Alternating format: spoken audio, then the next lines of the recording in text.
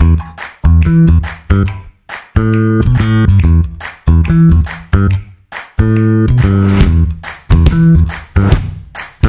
listening to the Common Fan Podcast, a Husker football podcast for the common fan, by the common fan.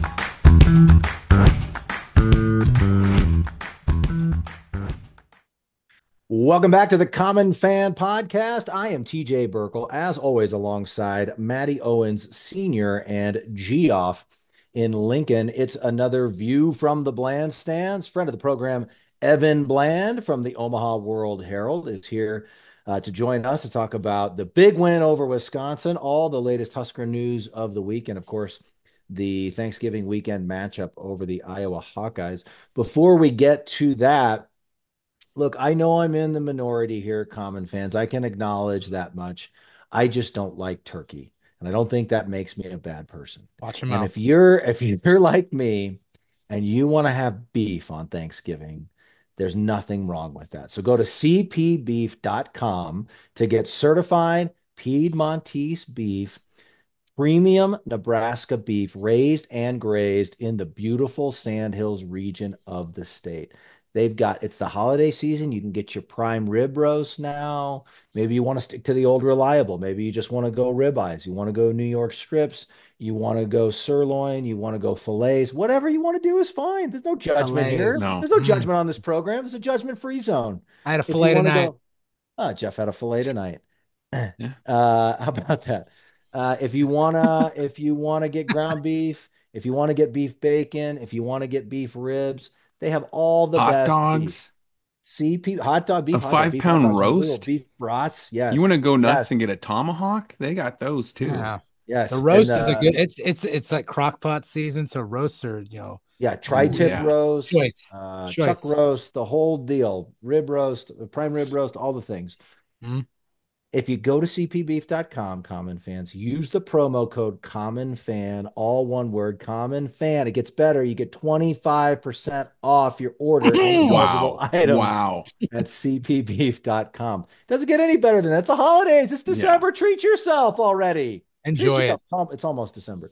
It's the Christmas season just about. So go to cpbeef.com, use the promo code common fan, or you can go to your local Mercado butcher shop in Lincoln or Omaha.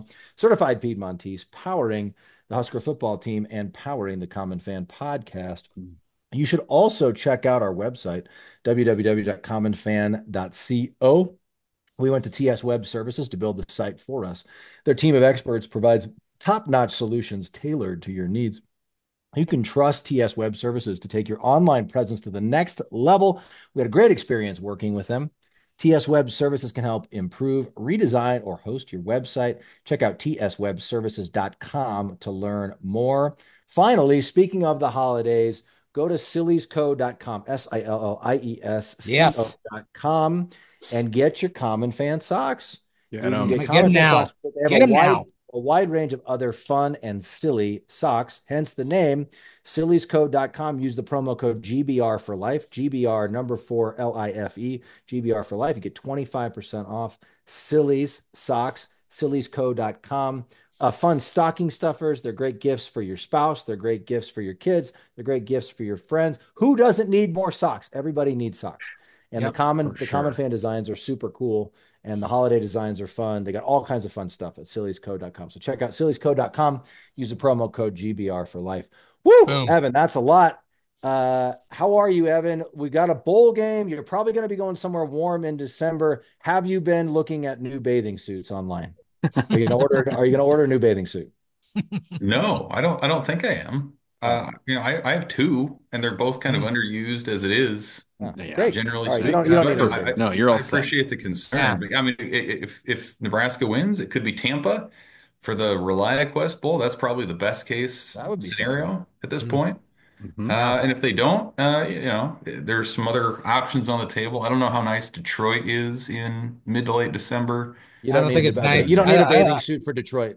I don't think it's nice all year round, Evan. So you don't have to worry about that. Sorry to any Detroit-based comment to Jeff's list. Detroit turns out you got to watch yourself in Detroit. Snickers, casseroles, and Detroit. Or buy a car. Where else are people? I know. Yeah, that's true too. I know Tampa for which one is it? ReliaQuest? ReliaQuest. Is that yeah. in Tampa? We were talking about this the other day. It's the former Outback Bowl, yeah, right? was this Former the Outback? Outback. Yeah. Yeah. So that's like the high end. What are the other possibilities? I know we've seen a little bit on Twitter. It's hard to know what to believe. What else are people saying? Yeah, so the former Quick Lane, I think it's now Game Above Sports Bowl. Uh, so the one in Detroit. There's still projections for the Pinstripe in New York. Uh, and a couple other kind of Duke's Mayo isn't totally out of the question in Charlotte. I don't know that Nebraska would want that, having Matt Rule go back to where he was the coach of the Panthers and just kind of the storylines that would come with that. But Yeah. it's kind of the range, and it's actually a better situation, quite honestly, than probably Nebraska deserves. But when you have four Big Ten teams in the CFP at this point, that moves everybody else up. And so you've got Illinois as kind of that team that looks like it's locked into the citrus. And then after that, it's pretty much wide open. And so if Nebraska beats Iowa, it would have, not that this necessarily matters, but they would have the tiebreaker on them and Rutgers. And obviously any bowl that can get Nebraska would love to have them with the fan base and just the That's thirst. what I was going to say. Does that play a factor where these bowls know the Husker fans are going to travel? They haven't been to a bowl in 8 years. They're going to travel. They're going to spend money. They're going to fill up the stadium. I assume that all matters, right?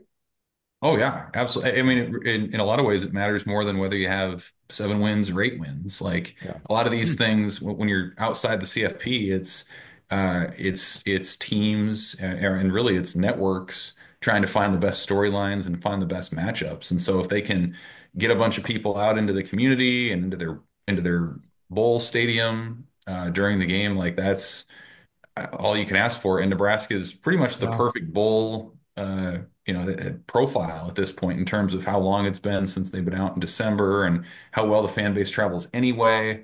So, I mean, it's very possible they could play late December against a pretty decent SEC team if they beat Iowa here this weekend. So, 8-5 with a decent win over an SEC team still in play if things break right.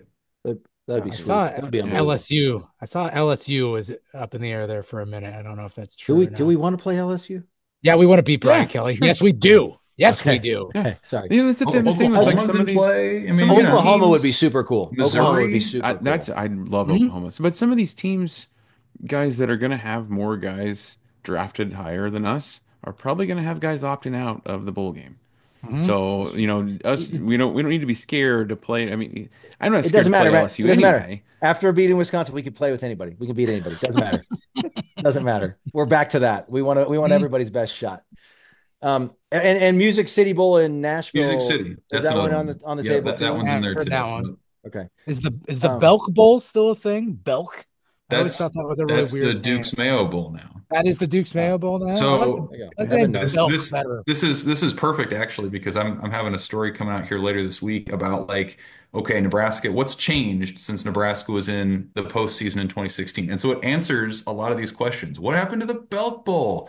What happened to the Foster Farms Bowl? It's been eliminated.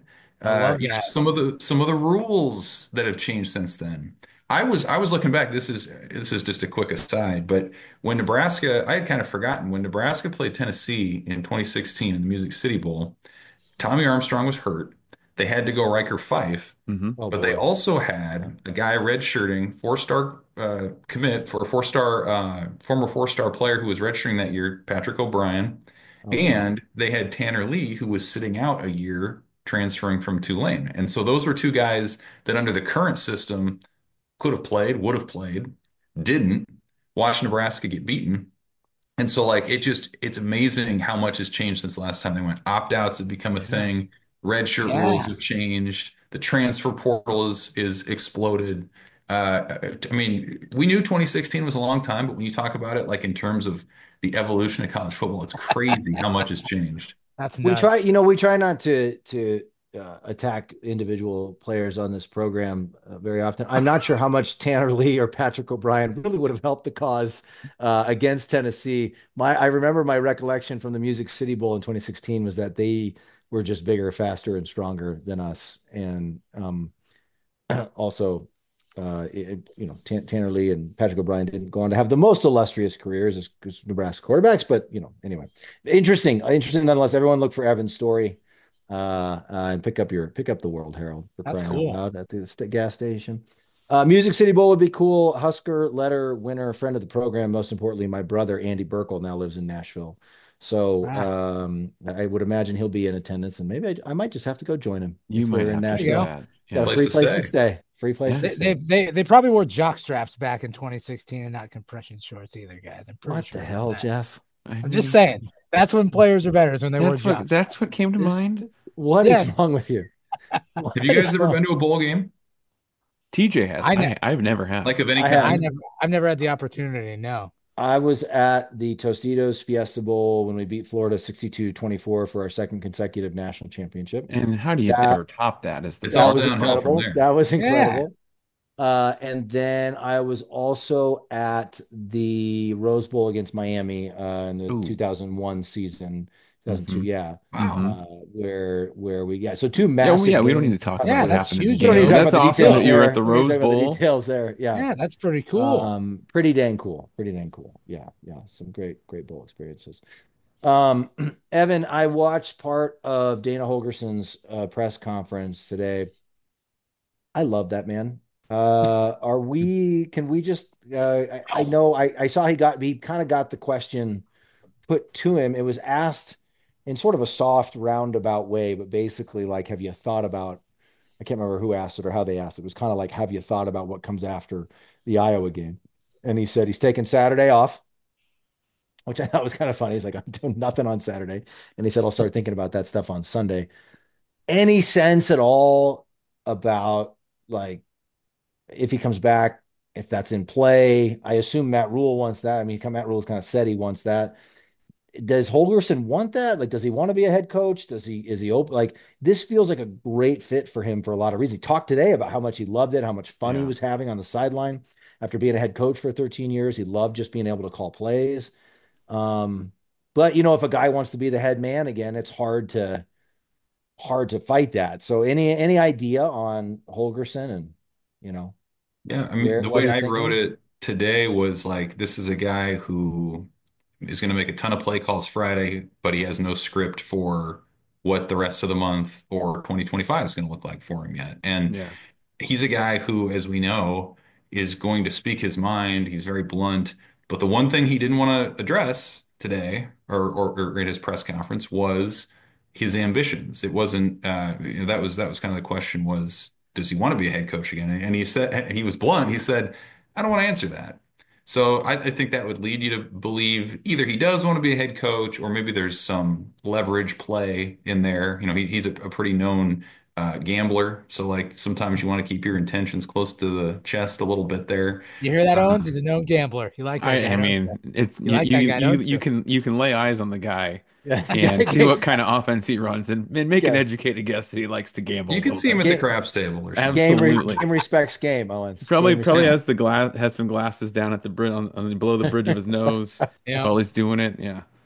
But I think the big, like to me, the big question is, this is a guy who, as we know, has been a head coach for a lot of years, but the current climate of college football is not for everybody in that way. So you've seen a lot of coaches that have moved on to the NFL or they've retired or whatever because they don't want to deal with raising NIL funds and figuring out revenue sharing and limiting rosters and all that. And so like I thought what he said about I just got to call plays and I that's what I came up in, that's what I love, that's what I'm good at. I think that does resonate. Now the question is that enough year round, right? Like you're only calling plays a handful of Saturdays in the fall every year. What are you doing with the rest of the time? He wouldn't necessarily have to recruit. So, how does he want to live in Lincoln? Like when he was at Houston, that was a big thing, was he got to live in Houston and we have a casino. And go to the casino, have a social life, like all that stuff. If you read back on his career, mattered to him then. So has that changed now, or does he want to be a head guy? So like I can't answer that other than to speculate and say, is he like he he has said that he's pushed himself to learn different offenses. Certainly that's been the case at Nebraska. Like he's not a guy who I think is just kind of set in his ways. He's been willing to adapt and try new things. So in that sense, that might lead you to believe that he would be willing to tackle a head coaching job. Of course, one has to come along. As far as we know, he hasn't been offered one. So we'll see what opportunity comes up. What does he want to do? But certainly, Nebraska would love him to stick around. And I think it's pretty clear watching the games that he's had an impact in terms of personnel and play flow and just a lot of the things that we've talked about before, where like you get so zoned in on certain things as a coach. He's been that fresh pair of eyes who's maybe brought a little bit of common sense and a lot of experience to what they're doing on that side of the ball. Listening to him today, I loved it. He was basically like, hey, they've got everything in this playbook. Matt Rule's been in the NFL. Marcus Satterfield loves the pro style. And he was talking about how he came up in the air raid system, and whoever designed that is basically opposite of the pro style system. And he said, Raiola's been in the NFL. He's added to it. Glenn Thomas has been in the NFL. He's added to it. But I loved what he said. He said, basically, there's one play sheet. And if we're not running it well, it's not going on the play sheet. So basically, like kind of making the point that his job has been to come in, figure out what they do well. Clearly, he's added some wrinkles as well, but figure out what they do well and just simplify things. And he talked about how, he was talking about Ja'Cory Barney, and he made the point of receivers having to play different positions, do different things. And he's just simplified it and said, each guy's going to have one job, and that's all they're going to have to worry about. And it just seems so simple, but I love it. Like you could see, like you could attribute at least part of the problem in the middle of the year to too much being on guys' plates and too many plays being in the playbook. And not we said many times on this program, they don't do anything particularly well. So his approach seems so common sense and so simple, and it's clearly had a huge impact. Yeah, it has. And it's just,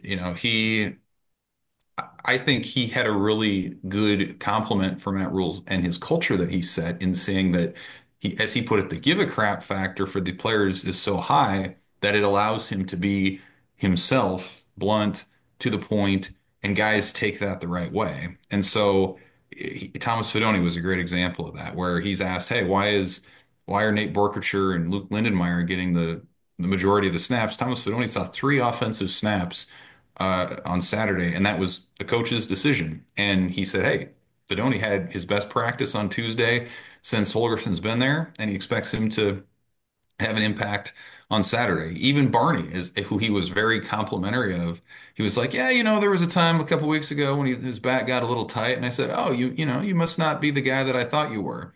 And he's like, "Hey, he just snapped out of it and got going from there." So like, I think it says a lot about who these guys have been, these players, that they take it as well as they do. And so it really feels from a personality standpoint that it was right place, right time. And you got to give Rule a ton of credit for making the move when he did, and it very, very possibly salvaged a bowl game and potentially more than that for what Nebraska's got going right now. Yeah, go ahead, Jeff. No, I just, in addition to what you said there, I mean, I think right move, right time, like it did wonders for, I think, just Dylan too. He just looked different and I think they did a really good job of whatever they were running there. He was comfortable in doing. He wasn't scrambling, and he just seemed back to his old self, so to speak. And so that was really good to see too. Yeah, decisive. He's getting the ball out quicker, just look more confident. Yeah. I mean, let's say Holgorsen gets a dream head coaching job and he's not back. It seems, I mean, they're going to go, like, they're not going to, I can't imagine they're going to run it back with Satterfield again. Like, I would imagine Matt Rule is going to go find someone else. Do you have any insight on that? I mean, not at this point. I mean, I'm sure Matt Rule's like everybody else. Like Rule hopes Holgorsen stays, and that's something that he's not even going to really think about until next week at the earliest. But I think it probably, the takeaway is probably that you need to have a guy with more experience in there. And Satterfield had some play calling experience. Certainly, his top trait was that he was a Rule guy, a Rule loyalist who was going to promote the same messaging and things of that nature. But I think what we've seen, and Matt Rule said this too, like there's value in having guys who have been head coaches on the staff who can also kind of help mentor the younger guys, who can take the pressure. who aren't learning on the job at Nebraska. I think sometimes that's been too much of a thing with the Huskers is guys learning on the job instead of getting their feet wet elsewhere and coming in as experienced, kind of known commodities. So, Tony White was that guy. He had been a successful DC at Syracuse, and that's gone pretty well by all accounts. And so I would imagine the emphasis would be on one of or both of the ideas of, hey, as someone who's experienced as a play caller, maybe they've been a head coach or have had that experience. Who that is, I mean, so much is going to change in the next month with potential staff changes elsewhere and opportunities that come up, what Holgorsen decides. So we'll see. But I think those are some, generally speaking, some qualities or traits that he'd be looking for. Yeah, makes sense. Yeah. I for one really I would love to have him stay. Most importantly, because I would love to cross paths with him at a casino. As I'm a terrible gambler. I'm bad at it. And I feel like he would be that guy that would yell at me at the blackjack table because I hit when I wasn't supposed to and I stole one of his cards. We've all gambled with that guy before, haven't we? Are you that guy, Jeff? You don't go by No, the book, Jeff? TJ, you're that guy, aren't you? You yell at I'm people not for that hitting. guy. I'm not that guy. I've seen you play blackjack before. No, you haven't. I have too. I'm that guy internally. I won't call someone out, but I'll hate them on the inside that they ruined my hand by playing it fairly. The only thing I'll do is like on a 16 or something where it's like you could go either way. It kind of depends on the field, but I'll take that card sometimes. I'll take that card, Jeff. I'm that guy that like to take that card. The dealer's like guiding me, like, "Are you sure? Yeah. What should I do? Wait, what are you saying? What are you saying, dealer? Am I supposed to split them? What am I supposed to do? Yeah. I'll stay. I'll stay. You have 5. I also like to live dangerously. Yeah, very good. Yes. All right, Evan. Is the World Herald chartering a plane to Iowa City, or how you're all getting there? You're not? Are you driving on the day of? Are you going on Thanksgiving Day, or how does this interrupt your holiday plans? Actually, it works out pretty well. I have family in Des Moines, so I'm going to be in Des Moines for Thanksgiving, and then just bop over to Iowa City. The big change is that the game is at night, and I was trying to do a little bit of research today. I think it's been at least since the early 80s or late 70s since Nebraska played a night game at Kinnick. If you think back, it's always 11 a.m. or mid-afternoon maybe. Yeah. So it's going to be a different dynamic out there, and we'll see what the crowd's like because it is a holiday weekend, and who knows what kind of student presence you'll have. But typically, I mean, it's really hard to win at Kinnick, especially at night. And you look at what they've done this year. I mean, they're a 54-yard Iowa State field goal from being perfect at home, and they've really rolled most of the teams they've played in their own venue. So I think that's going to be a challenge. It's going to be cold. That's kind of the other interesting twist to this game is it'll be the first game that the Nebraska's offense operates in freezing temperatures. So we'll see how big of a deal that is or isn't.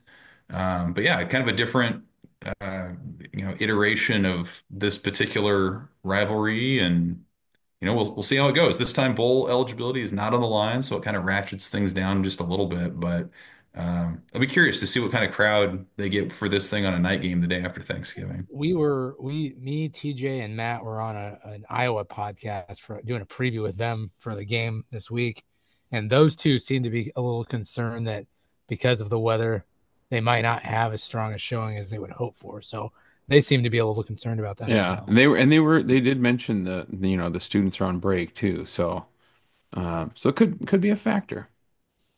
Yeah, and one of those guys was with me on No Turkey on Thanksgiving, by the way, just in case anybody's interested. Yeah. All right, so there's 2 of you weirdos in the United States. That's cool. Glad you found each other. Thanks, Jeff. Thanks. We looked back at I think Eric, as Matty O likes to call him, Eric Stratton, Rush Chairman, is going to be starting. For Iowa. And he's damn glad to meet you. Damn glad to meet you. Jackson Stratton, I think is his name. Yeah. He attempted against Maryland. He attempted 14 passes, I think it was, and completed 10 of them for 76 yards or something like that. They're kind of in dire straits when it comes to the quarterback position, but it being Iowa, it doesn't seem to matter. Right. It's their 4th string quarterback at this point. They're not going to expose him. They don't really like to expose any of their quarterbacks anyway, but all the more in this case with the injuries that they've had. And, like you said, like they don't have to. I mean, Kaleb Johnson's been the best back in the Big Ten this year. He's the single season Iowa record holder for rushing touchdowns. He's got 21. He's a home run threat. He can get you the short yardage as well, and he's got a really good line. So it's one of those games. I think that it especially emphasizes a quick start because if you fall behind against a team like Iowa, if you're down 10-0 or something, like the possessions are limited, they're going to run the ball on you. It's like trying to stop, lava coming down. I mean, it's just really hard to get back into that thing. But if you can start ahead, if you can get a quick touchdown and play even and maybe force them to be uncomfortable offensively as the game goes along, like I think that's the ideal situation for Nebraska. And the part of their defense that's struggled of late has been the secondary for the Huskers, injuries and different things. But I was not going to really challenge that. So to me, this comes down to the interior of that defensive line. Can Ty Robinson and Nash Huntmaker have a big game? And then what teams have done if they can't run it up the middle, has been going to the edge. So, Jamari Butler and Prince William and Yellen and John Bullock as a linebacker, like those guys need to be consistent because Iowa does a lot of zone blocking and you just have to be really disciplined with that or Kaleb Johnson's going to make you pay. So I think the first quarter, first and second quarters especially are going to be really telling on how the game goes. And the X factor to me is Nebraska offensively. Like as we just talked about with Holgorsen, can they be the team that they've been the last game and a half? Or are they going to sort of regress or at least look like they regress against a better defense in Iowa? So really intriguing game. Feels like it's going to be a one-score game. Typically, those haven't gone Nebraska's way in Iowa City. Iowa's the team that wins November games. Nebraska hasn't been. So another kind of breakthrough moment or possibility for them, but maybe without the stakes of, hey, like our postseason lives are on the line here. So that won't be the case. All of this, getting the win over Wisconsin, going to a bowl game, a breakthrough. I don't know if you guys remember Jerry Maguire. This has been running through my head for probably a couple of weeks now. That line where he's like, break down, break through.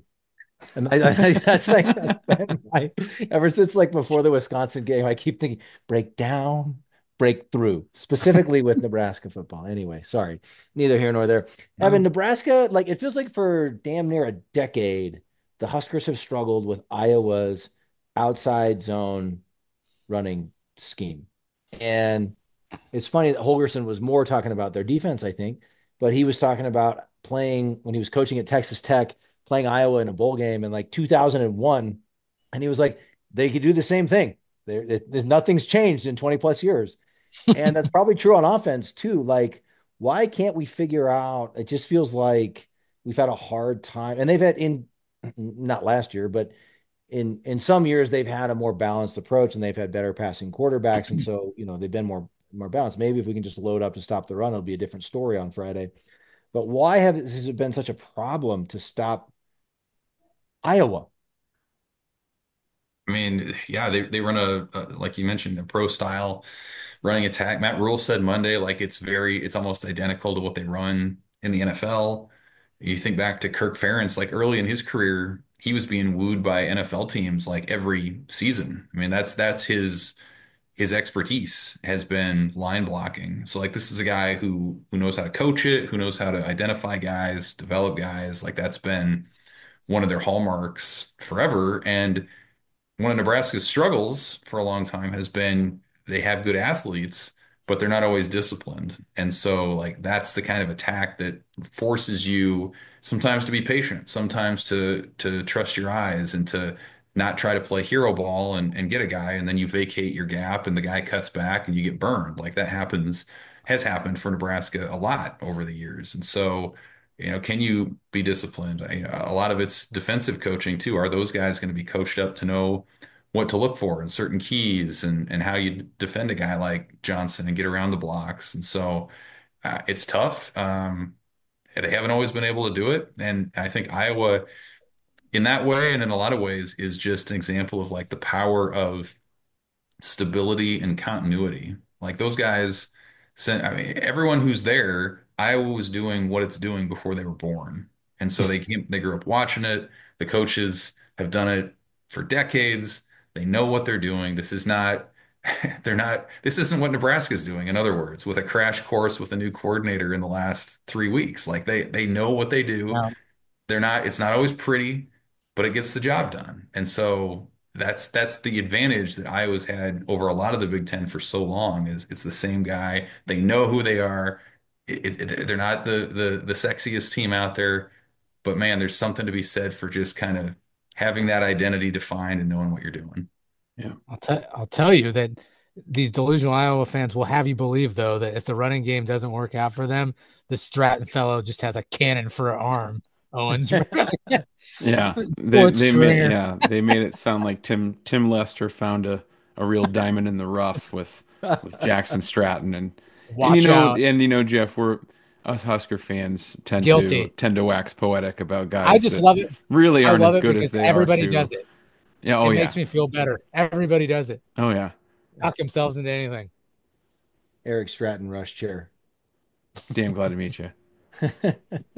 Nebraska's had some strong armed quarterbacks over the years. Jamal Lord had a good arm. It wasn't always accurate, but it was a good arm. He can throw. Tommy Armstrong. Tommy Armstrong and his YOLO bombs. Yeah, that's right. Yeah. Evan, how have you only seen one win in Iowa City, or were you there in 2014, or were you at the World Herald yet? I was not covering the Huskers in 2014, so no, I haven't. Well, I mean, they won it in 22 there. Yeah. So sorry, I said one win. Yeah. So, but just the one. That's the only one you've seen in Iowa City. Yes, and it was wild. Well, and I guess the last one in Lincoln would have been 20. Oh my God, 20. Was it 2012? Would that have been Lincoln? 20. We lost. No, 2011. No, it was the 2011. year. We lost in Lincoln in 13, and then we lost 15, 17, 19. Has it been 20? Yeah, well, whatever. We're not playing in Lincoln this year, but I think it's been 2011 since we beat Iowa and Lincoln. Jeez. And then we beat them. We've only beat them one other time. No, that's not true. We beat them 2012 in Iowa City. That's right. That was, I think it was like 13-7. And that's where that clinched the real cold. It clinched the Big Ten championship game in 2012. Then we lost at home in a fumble fest in 2013. Yeah. And probably shouldn't have lost that game. And then we won in overtime in 2014. Yeah. In Iowa City. Yeah. And then the only one since then that we beat them is at Iowa in 2022. And I would say before they beat Colorado this year and Wisconsin last week, I would have said Iowa 2022 was Nebraska's best win during the bull drought. I mean, they kept Iowa out of the Big Ten West championship in that game. That was the one where in the hour leading up to the game, it was leaked that Matt Rhule was going to be the coach. And so that interim staff got to enjoy kind of that breakthrough moment that they had. And they were taking pictures on the field with the Heroes Trophy and not leaving. And it was a whole thing. Ultimately, it didn't lead to much or matter beyond that moment. But, it was cool. It definitely, Iowa had things to lose. And that's the difference now is Iowa doesn't really have anything on the line. Like they're a 7-win team. They're not ranked. There's no Big Ten West to be in contention for. So like they had an okay season, not a great season by their standards. So there's not a ton for either team to lose. I mean, Iowa would have loved to keep Nebraska out of the postseason. And so really what it comes down to is someone's probably going to get to go to Tampa and someone's probably going to get to go to Nashville or Detroit or something. So there's that. But the teams really do hate each other. They Iowa really and Nebraska. Oh yeah. You have some specific things to share regarding the hate.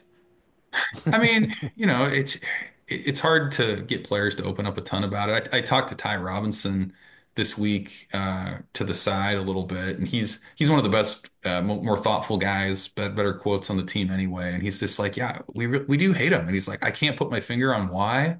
Maybe it's the colors, maybe it's their faces, maybe it's like something else. But and he's been around for 6 years. He's seen a lot of stuff. So it's like one of the things you lose in this era of super conferences is like the regional games that mean a lot, right? Like when Nebraska played Iowa State or Kansas State, like those games, you could drive there and and it just you knew you had coworkers who were fans or from those places. And so Iowa was sort of a remnant of that time when it is Nebraska's only Yeah. border rival. Most people in Nebraska know Iowa fans and vice versa. And so like, you just don't care for each other. You're kind of sick of each other. And this is that week when you have those bragging rights. So I think they feel that. Oh, I Yeah. love that. I mean, they might not be, Well, might not be playing for much either team, but that makes for a great rivalry game. That is just like we just want to beat you, you Yeah. know? well, Sure. I remember a few years ago when they won on the walk-off field goal in Lincoln, I think, and the kickers blown kisses. Oh God. And then last year, I guess Rule said on Monday at the press conference, I guess they were saying last year when they beat us and when they won on a walk-off field goal in Lincoln, they were waving and saying Merry Christmas and Yeah, have a stuff. good And so Christmas. like neither side Yeah. likes each other. And No. like Husker, I think the Husker, fans, it's definitely legit with fans, but I think the players too would love to just go to Owens Iowa. was staring down some fans when we were leaving the game last year. I was getting a little nervous. I thought we were going to run into some trouble there for a minute. Oh, He Jeff, kept his I don't start he fights, kept his Jeff. composure though. I He might finish a finishes up. fight, but I'm not going to start one. Yeah. You sensitive little Irishman, Jeff. Yeah. Um, Well, Evan, you know, let's not was it get Jeff? let, It was, and you know what? It was a big deal for them. You know, they knocked that's off right. Big Bad Nebraska, Big Bad 5-win Yeah. Nebraska. So that's a 5 and big 6 deal for Nebraska. Iowa. Big, You that's a big know, win. Yeah. That's always a big win for Iowa. when they take down a superior program, you know, that's a big deal for them. See, Evan, if you don't Exactly. know Matt very well, this is his passive. You can tell the anger's there, the passive aggressiveness. He's angry right now. This is what it's all about. See, you're not gonna that kind of angst isn't gonna come out when Nebraska's playing Purdue or UCLA. Like Yeah. Absolutely not. that's an Mhm. Iowa sort of Thing. Yeah. vibe right Yeah, there. Mhm. they're our main rival. They're our main Evan, rival. I have this view in my because I'm a sick Husker fan. I have this idea in my head that the Huskers like are gonna the Wisconsin game is just gonna be this kind of slingshot effect, and the offense is just gonna keep right on rolling. And Eric Stratton, Rush Chair is already arguably this one-dimensional quarterback, so we're just going to shut down the running game and we're going to win handily. But I think all Husker fans would take it if we even won by one. But let's not get too far ahead of ourselves. But I assume you hear from fans. I assume, well, obviously you hang out with the common fans all the time, and we love you. But I assume you get emails from fans and you interact with fans and whatever else. What do you if you had told Husker fans at the beginning of the year they're going to be 7-5 and they're going to beat Wisconsin, Colorado, Wisconsin, and Iowa? I think most Husker fans would have taken that. Don't you Yeah, think? Yes, I do. I For sure. thought Colorado was really important because it was an early season game and you needed to show something early on in season two under Matt Rule. So that to me was still, I mean, that was way up on the list for me. I probably would have put it number one preseason. But yeah, I mean, Wisconsin has been the pebble in Nebraska's shoe for so long. They've been the yearly reminder that not only are you not in contention for the Big Ten, but you're not even close to being the best team in your own division. yeah, And we're going to beat you using the things that you used to do well to be nationally relevant. So yeah, like those are the things that just killed Nebraska fans for years against Wisconsin. So you beat that team. That team's a mess. That team's 2004 Nebraska right now, yeah, Mhm. having made a bunch of changes and trying to figure out who it is. Go And now Gophers. you've got Iowa, which is still Iowa, but it's not, they're kind of beaten up and yeah, to beat them 2 out of 3 years and to take that momentum into a bowl game and who knows what else. Yeah, I think it certainly means a lot. And you'd love to knock off a ranked team. That's kind of the next thing for Nebraska, whether that's potentially in a bowl or next season. Like that's kind of the next thing is you got to be a ranked team. Yeah. That number's getting really big of hmm consecutive losses. But um, you know, before you can be a national contender, you got to be the best team in the Midwest, be the best team in that group of your peers. And Wisconsin and Iowa have been better than Nebraska for a long time. So if you're starting to go up those steps and trying to ascend into CFP relevance, it starts with beating these teams. And so in that sense, yeah, it's really big for perception. It's really big, to start turning a narrative that's been dogging the Huskers for a decade. We'll probably talk about this more in the off season. But I would imagine, I don't know, 80 to 90% of Husker fans expected either 7-5 or 8-4. Like, is that See, fair? Like, don't you think, is that yeah, fair? yeah. Yeah. And So what's funny with that is what I have to remind myself, and I thought at one point I did predict 10-2, but no one's gonna hold me to that. But I like you when you think about it, like when you say that, because we haven't had a winning season in so long, 7-5 sounds pretty good compared to 4-8 or 5-7. 8-4 sounds great compared to 4-8 or 5-7. Yeah. But what you don't think about in the moment in March or May or July when you're looking at the schedule and thinking about it, what you don't think about is then that means we will lose 4 or 5 games. And Right. that means some of Yeah. them will probably be close, maddening, frustrating losses. And so, like, I've had to remind myself lately, like, after, we get this Iowa win and then go win a bowl game, like, I think people are going to be elated. Yeah, I think it puts us on track, like where we should Yeah, be. And right. we got to remind ourselves too, TJ. Like, remember earlier in the year, we were like, to your point, we were saying like, all right, 5-7 last year, let's just get to a bowl game this year. But then it became, all right, well, let's win 7 games. And slowly, as we got closer to the season, for some reason, we started getting away from that. And then I think kind of the way the season started too is we Yeah, kind of got ahead of ourselves when we're 5-1. Of course, we think we're going to be, giant killers at that point. And so I think we're just back to where we were supposed to be. We're back to where we were at the beginning of the year, thought wise and mentality wise Yeah. this season. So I'm positive about it. I think we're in a good spot. Yeah, it's just such a damn roller. Every season's a roller coaster like that, And I had to chuckle a couple of times. Because you don't when you predict that 7-5 or that 8-4, you don't expect there to be 3 or 4 losses in a row. You know what I mean? Or Like that, yeah. Sort them that out. kind of starts getting at you a little bit and gnawing at you, and you're like, you get 2 in a row. It's like, okay, now we're ready to turn it around, and then the third loss happens, and then it starts to creep into like the dark place, right? Yeah. And that's where I think a lot of Husker fans were, just 2 3 weeks ago, especially after UCLA for sure. Mhm. So yeah, I think they're right on track where they should be. But If we beat Iowa and then win the bowl game and go 8-5, or I dare say even if we like lose one of those, but if we split the next two and we finish 7-6, like come August 2025, Husker fans are gonna be talking CFP. Like Well, they'd be no talking doubt, about it regardless. no It doesn't doubt in matter. my mind, Dylan right? Raiola was already doing it this week. Yeah, Right. that doesn't help Right. matters. Like we're gonna get some transfer. Like I think Matt, you made this point on our last. We're gonna get some transfers, or maybe on the when we talk to the Iowa guys, we'll get some transfers that we're excited about. We'll get some flips or some recruits late. Some high school guys we're excited about. Maybe some shakeups in the coaching staff, whatever. And by Yeah. January, we're gonna be talking about Big Ten titles, Yeah. and by August, we're gonna be talking about CFP. That's just what happens. That's what we do Doesn't as matter. Husker Yeah. fans. hmm And that's what it's the joy of being a fan. Yeah, Is it, absolutely. or is it the torture of being a fan? It's both, Jeff. Yeah. No, Evan, you I'm want there. sorry. Were you saying As something, long Evan? as there's hope there, that's all we really want, right? We want hope.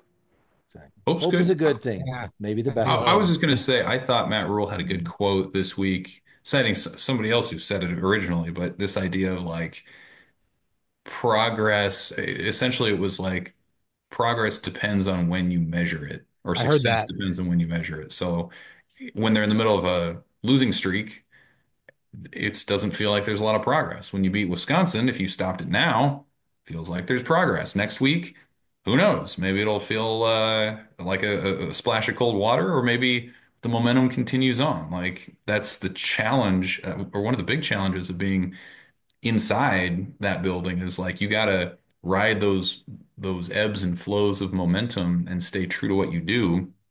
And I think that's one of the best qualities that Matt Rule has is like he is, I think, generally able to be self-aware, keep a big picture sense, and he's done it before. He's done it at Temple and Baylor, and things have changed. A lot has changed in college football since that time. But in terms of the record, I mean, year two at Temple and year two at Baylor, they were about a 500 team both times, and then they really got rolling in year three and had the kind of guys that they wanted in the system. So I think they're still learning or have been learning what it takes to win in the Big Ten, how that's different than it is winning in Texas in the Big 12 or in the Philadelphia area. So, we'll see what kind of moves they make. Matt Rule hasn't been perfect in all of his personnel and coaching hires, certainly, But I think the thing that you can definitely credit him with is like he's been able to identify, have been quick to identify, relatively speaking, a lot of those issues and has been able to address them as they've gone on. So we'll see what those might be in this offseason and how that happens. But as we've said, like once you start making these offseason moves, hope's going to spring eternal, and suddenly you're going to look pretty good next fall as well. That's a really interesting point about the quote about progress and when you measure it. I feel like Husker fans have almost had it beaten out of them. But for those of us of a certain age, it doesn't matter the season. It doesn't matter the coaching staff or the roster or whatever else. Every loss, we grew up in a certain era where 1 to 2 losses a season was all that we experienced. And every loss was played a factor in the national championship conversation, the Orange Bowl conversation, the conference championship conversation. So I don't know about you guys, even still, like when the season starts and we beat, Sisters of the Poor to start the year or whatever, and we're 1-0, I'm watching the rankings. I'm mapping ahead in my head, so every loss still feels like monumental. It's again, maybe not quite as much. Maybe it's been beaten out of us a little bit. We're all going to be thrilled with 7-5 or 7-6 or whatever it ends up being. Going to a bowl game is exciting again, like all that. But I still have that somewhere in my brain, I guess, of I expecting, well, we're in it till we're not. And then even when we're not, the losses are so painful. I think I know why though, and it's because you said it on the last time we had Evan on, is because your standard is Nebraska needs to always be in like the top 10 every year. So yeah, you're going to take every loss as hard as possible. So that doesn't surprise me at all, TJ. Yeah. That should be the standard eventually. That should be the standard we strive to, Jeff. I realize, we have to build up to that. The frustrating thing is like, even if it's not every year, how about more than never in the last like 9 years? Yeah. Right? Like everyone has their day. Indiana's having their day. Iowa's had their day. Minnesota's had its day. Purdue's like, that's the thing is like Nebraska fans looking around saying like, why can't we have one of these? Yeah. Yeah. Right. Let's be clear. None of those teams' best day is as good as the best days that we've had. Okay, let's be clear. Let's be clear on that. That's true. Okay? Yeah, Iowa's best day is losing the conference championship. Okay, that's Iowa's best day. Let's be clear on that. I'm sorry, Evan. It's not directed. No, it's a good point. So, like, would you rather be like, what's the more enjoyable fan experience right now? Is it Nebraska basketball, which hasn't won an NCAA tournament game, ridiculous, but it feels like when they do something, hey, this has never been done. This is fun. Or do you want to be a Nebraska football fan who you've experienced and seen, or at least heard of, the highs and the level they've been to, and know that they're not there right now? I think that's what's fascinating to me is like Nebraska football, as great as it was, if you lived it, man, you're never going to forget it. But that's the shadow, that's the ghost that it's always back there, no matter what you do. You talk about, the field storming on Saturday against Wisconsin, and like if you're over the age of, I don't know, 35, you're like, no, you shouldn't be storming the field. You're 6-6. What are you doing? We got friends in our group that think that exact same thing. But if you're not, you're like, they've stunk ever since we've been alive to follow them. Dang it, we're going to celebrate this moment because it is a breakthrough in our lifetimes. Like that's the weird spot that Nebraska's in right now. So like 6-6 is thrilling for so many. But if you guys, I mean, anyone our age, it's just like, it's a totally different game from what it was 30 years ago. Yeah. Maddie Jr. asked me if we, before the Wisconsin game, he said, if we win, are they going to storm the field? And I'm like, no, they're not going to storm the field. And then I'm like, no, they really are. And I said, you know what? There are seniors at the University of Nebraska Lincoln campus who have never had a winning season or gone to a bowl game. Let them storm the damn field. Two field stormings this year. Yeah. I know. Well, listen, isn't that crazy? The common fans are young at heart, and we're all in our 40s, but we're pretty cool guys in our 40s, and we're young at heart. I don't think any of us have a problem. I listen to some 90s rap music. I listen to some good stuff there. We know you, Jeff. Yes. Let the kids be kids. The children are the future. All right, guys. Anything else for Evan? Uh, Um, it's Thanksgiving. It's no, let us Thanksgiving. think here. What's Okay, your, yeah, Evan, favorite Thanksgiving side dish. And we're not getting into turkey And you know, and if beef you don't here. like turkey, this is a safe place to say it, Evan. nobody's like Side you, dish, TJ. mashed potatoes and gravy. You can't go Hmm. wrong with I that. mean, that's like in a time when fast food reigns supreme, like you can't really do fast mashed potatoes. So like that's a slower cooked delicacy, so I'll take that. I'll weigh in on the turkey conversation. My opinion is I like turkey on Thanksgiving, but I will also say that there's a reason that you can't get turkey really anywhere when you're out and about in a restaurant. And it's because it's not popular enough that people are looking for it on the reg. It's So, not Yeah. good enough. It's not good enough, Evan. That's why. yeah, I mean, those kind of things, I mean, that goes hand I in don't know. I hand. don't know. I Spot feel like on. Thank you, Evan. is Spot there Yeah. any on. like So I'll I don't take know. it, but I think there might be something a case to be made about like when you can hunt turkeys and stuff like that too. Like, can you just kill a turkey Are you in a the middle of park like the ranger summer? now? I'm just asking the question here. There's like hunting Jeff, there seasons when like people stuff Turkey is season? available to eat. your turkey, You know what I'm I saying? hate to break it to you, Jeff. Your turkey's not wild caught, buddy. Like dude, I'm just saying, isn't there like people raise and produce turkeys like wait, wait, with a way to you're produce telling turkey. me that somebody doesn't go out into a field and shoot a turkey for me and bring That's it what I'm back telling and you. put it on our table? That's Yeah, what you're we're telling even me. That's what telling you I'm telling you. I feel conned right that now. you have some that GSR Uncle on your meat. Bill Yeah. Uncle Bill isn't shooting a bird and walking it into the Genio turkey plant and having him process it there for us. Exactly. I feel like I've been lied Exactly. to my entire life. Evan. So, but further to your point, I've made a similar point. Like, you might go to your buddies on the 4th of July or, Labor Day or whatever, and they might be throwing steaks on the grill. They might be able to make a ham. Like, there's any number of things they might be making. You know what they're not making? You know what you never hear when you walk into your friend's house, or you know what you never do when you're hosting friends over? You never say, "Hey, we got a bird in the oven. Can't wait, guys. Come on, crack open a beer. We got a huge bird in the oven." Everybody'd be like, "Oh, we're The having exception, turkey? the exception Oh, to that is if you're at like, I don't know, like a pumpkin patch or a Renaissance festival or something, and you can get a Oh, the turkey turkey leg. leg. You get Yeah, one of that's those Yeah. true. puppies. State fair. Yeah. I'll Yeah. take that. I mean, that's That's that. a Yeah. There's a good novelty point, to Evan. that I would So absolutely take. so I do have a follow-up question to that too. So you have different ways of cooking a turkey. Have any of you ever fried or had a fried turkey before? Yeah. Is I it don't good? think Better. so. It's I don't better think than so. an oven turkey. So, like in my experience, I've only seen people doing it, and like Blowing up. there's either yeah, there's no middle ground. It's either it's really really good or you die. Yeah. I mean, Somebody it is pretty cooks in exhilarating their to when garage you and they have to explode. slowly lower that bird into the oil, and you're hoping that it's thawed enough and it's not wet and all those things, and you would know pretty quick.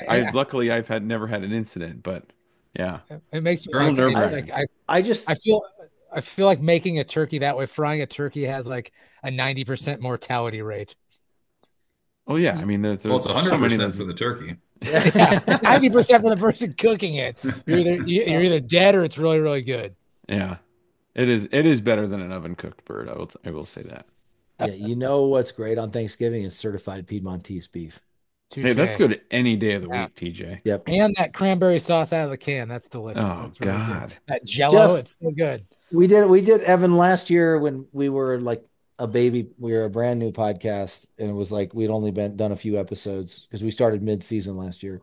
We had one of my favorite episodes ever. Go check it out, Common Fans, is our Thanksgiving episode.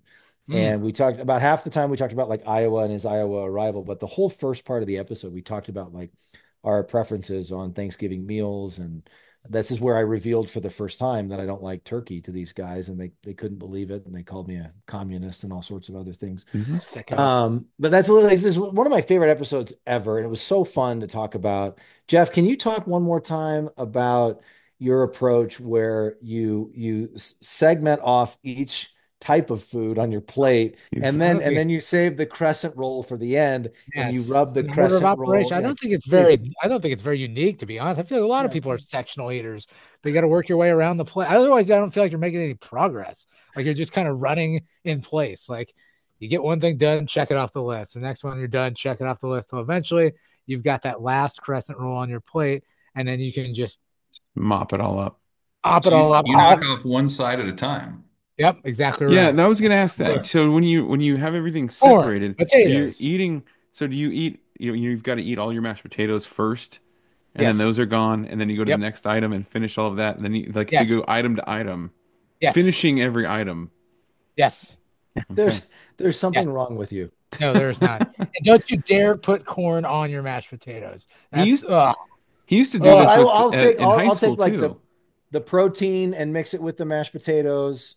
Oh yeah. Like a steak and mashed potato, or like if I've got like a steak dinner, I got a mushroom, I'll get a mushroom or two, I'll get a little bit of mashed potatoes, and then I'll take that bite of steak all together. It's Oh beautiful. yeah. It's perfect, Yeah. Jeff. no, Absolutely. no, that's terrible. It's kind of awful. Okay. Hey, Yeah. in the spirit of Thanksgiving, you guys have a thing that you're thankful for as it relates to Nebraska football. Ooh. Great. We're Great. sitting around the virtual table here. Let's think. We've said grace. Mhm. Now everyone, you got to have one thing you're thankful for. I'm gonna get emotional here. Take it easy. I can go, guys. If you guys Go need to ahead. think about it. I got to think about it. Well, I mean, I'm thankful for the bowl game this year.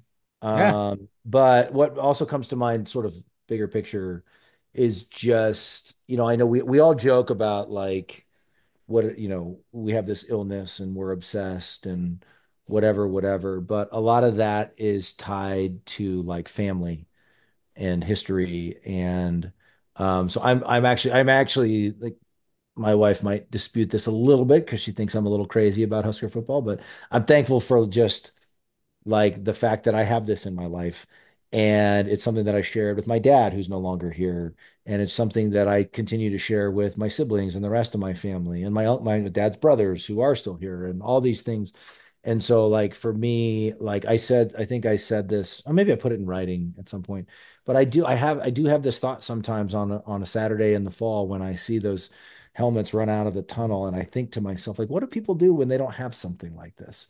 And it's silly and kind of maybe ridiculous. It's a game played by college kids. But to have something that's so cool and it's this like shared, like the other thing I would say beyond family, I mean, certainly thought of my dad a lot on Saturday. And I told you, like, I cried. I got emotional on Saturday when they qualified for the bowl game. And a lot of that was like thinking about, I wish I could call my dad kind of thing.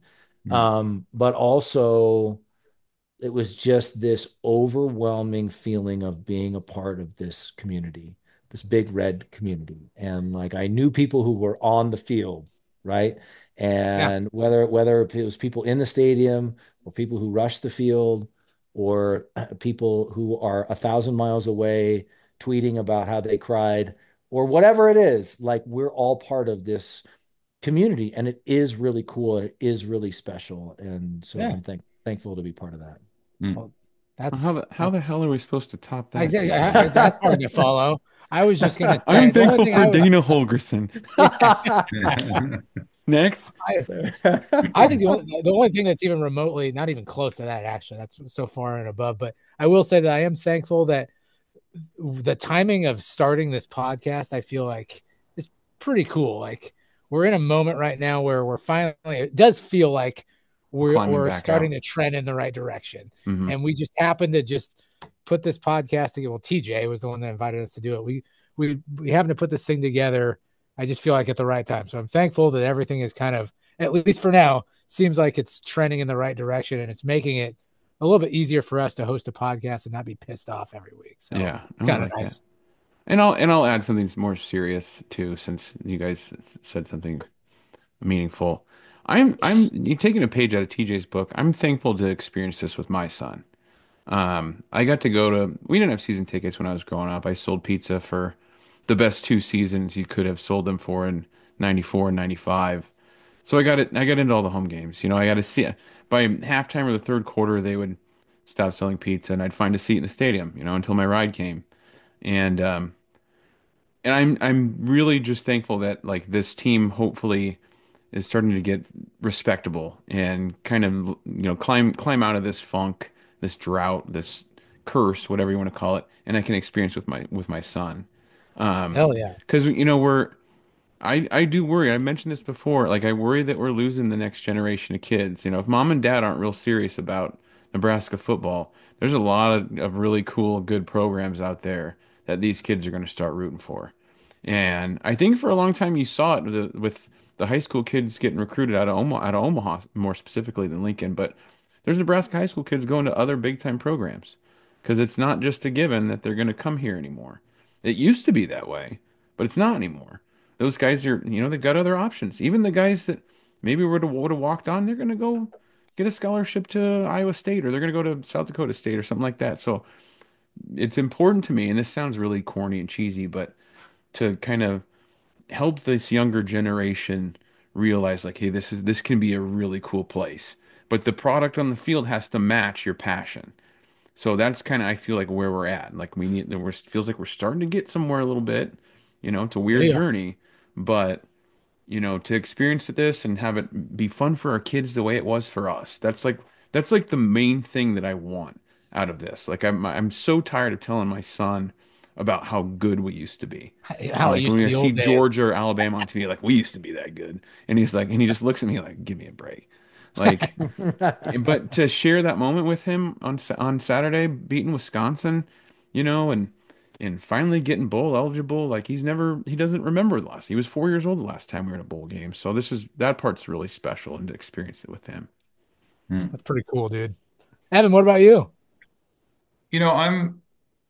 I'm thankful to do what I do, and like it's to hear you guys. It's a reminder that like a lot of people.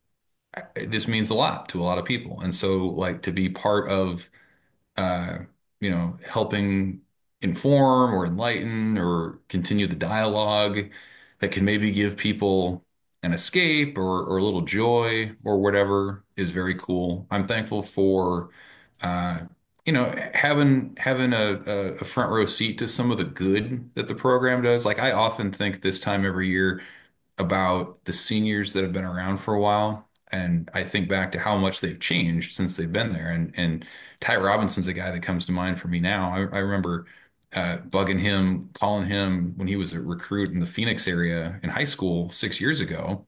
And, his dad had passed away and he was kind of figuring out who he was, and now here he is, a pre-med student. He's going to give the NFL go, and after that, he's going to be a doctor. And like, it's really cool to see how he's grown and how he can, share his thoughts, conduct an interview. And he's just one example. I mean, there are guys all over the place. John Bullock's like that. Isaac Gifford's like that to an extent. When I was in college, Roy Halou was like that. He was a really quiet kid as a freshman, and he became very outspoken and has been a really, articulate adult who's like my age, our age now. So just that kind of stuff I think is really cool. Like I remember making the transition from being like a starry-eyed fan to like getting to know some of the people in the process and just to see how so many of them have come out better people and thrived in life after football. It's been cool to just kind of witness some of that transformation. That's awesome, Evan. Damn right. Yeah. Wow, good way to end, fellas. Good Yeah. way to end. Yeah. I'm thankful for each one of you. Same here, Like man. that. Thanks, Tej. Yeah. I'm Evan, not we're thankful thankful. for Been a green fun bean season. casserole. I'm not We're thankful thank- for green bean casserole, though. I'm not thankful for that. Oh God. You know what, Jeff? You son of a- Evan, we are quite thankful that you have taken Yes, the we time to are. join us every week of this season and do this. And I think we'll do at least one more Touche. right after the Iowa game. Are we going to do one next week? Are you around next week, or Yeah, we can do one is that a more. little too much common fan with you for you? No, we can do one more. We could save it for the bowl preview, whatever. Okay. We All can do right. Well, one, but yeah. we'll figure that out. We'll figure that out. And of course, we'd love to have you on maybe from time to time in the off season, understanding that, you've got a day job and a family and other things taking up your time.